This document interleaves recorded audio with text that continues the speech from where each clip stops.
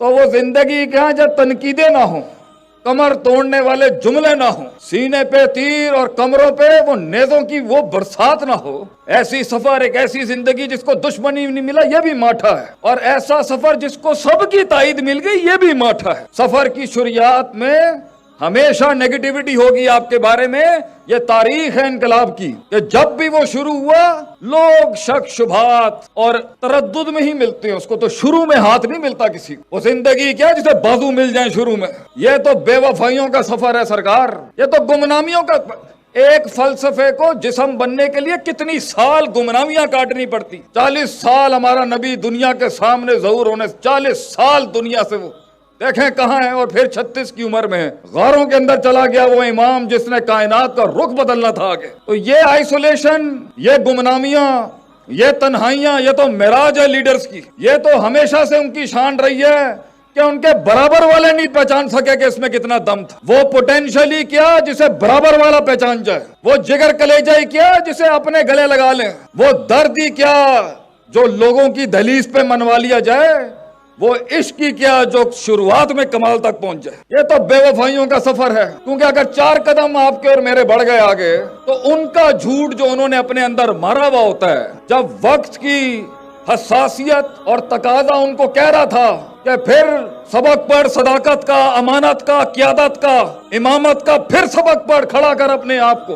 The life of a slave, from a life of a slave to a life of a master. उन्होंने अपनी गर्दन और अपनी गिच्चियां खुद दबाई थी उन हाथों से।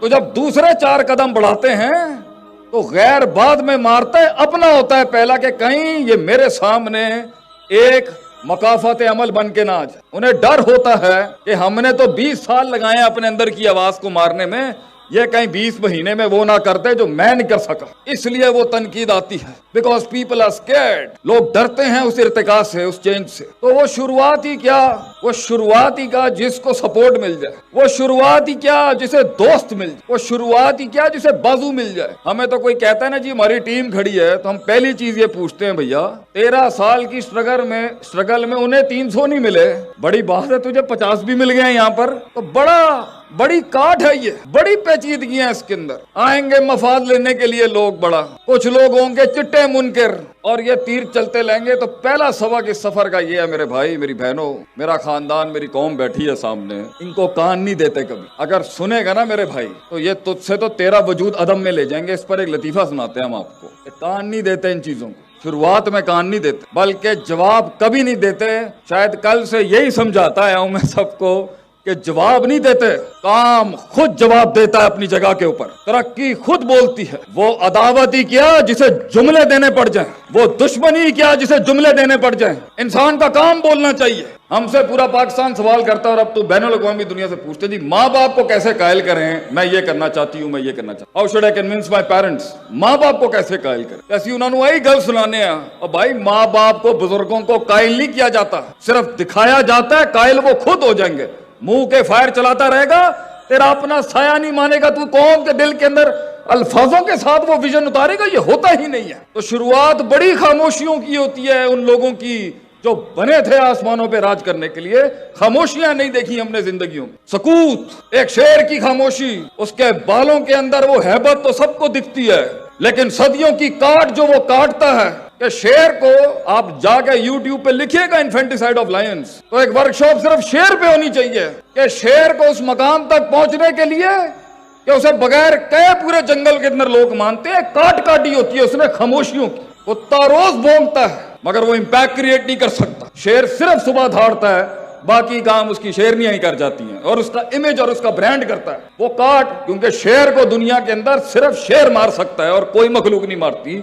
ये है उसकी काट के वो जो उसपे वक्त काटना होता है तन्हाइयों में, उन तनकीदों में, उन नेगेटिविटीज में कोई सपोर्ट नहीं होगी उसकी। क्योंकि ऑलरेडी वो ऑलरेडी आग के अंगारों पे होता है एक कायद, क्योंकि कौम उसे समझ नहीं सकती। इसलिए कहते हैं ना, लीडर के आंसू कभी नहीं निकलने चाहिए कौम के आगे, क्योंकि उस वक्त भी उसे कोई नहीं समझ सकता जब वो तन्हा था, और जब वो कुछ बन जाएगा तब रो गया तो लोग उसकी कमजोरियों को और वल्नरेबिलिटीज को देख लेंगे। ये सफर आग के अंगारों का, इसमें आप अपना आप दिखा ही नहीं सकते। तो जो लोग जहां बैठे हुए हैं और मनोसलवा आसमानों से उनकी जिंदगियों में नहीं उतर रहा, मेरे भाई पहला उसूल ये है, nothing will change if you won't change and nothing will progress as long as you won't progress. कुछ नहीं बदलेगा। इन आंसुओं को वो रुमाल नसीब नहीं होंगे कभी, इन अश्कों को वो एहसास नसीब नहीं होंगे कभी। तूने करना है अपने लिए मेरे भाई, और हमने करना है अपने लिए, और हमारे मुल्क ने भी यही सोचा। We have to change. कोई नहीं आएगा आपके लिए, निकल जाए इन अफसानों से। ये रोने धोने, वाइनिंग क्राइंग, ये झगड़े, ये भागना इधर उधर, ये गुलाटियों से कुछ नहीं होना। मैंने करना है जो आज करना है, मैंने बदलना है अपने आप को जो आज बदलना है। मैं बदलूंगा तो इम्पैक्ट क्रिएट होगा।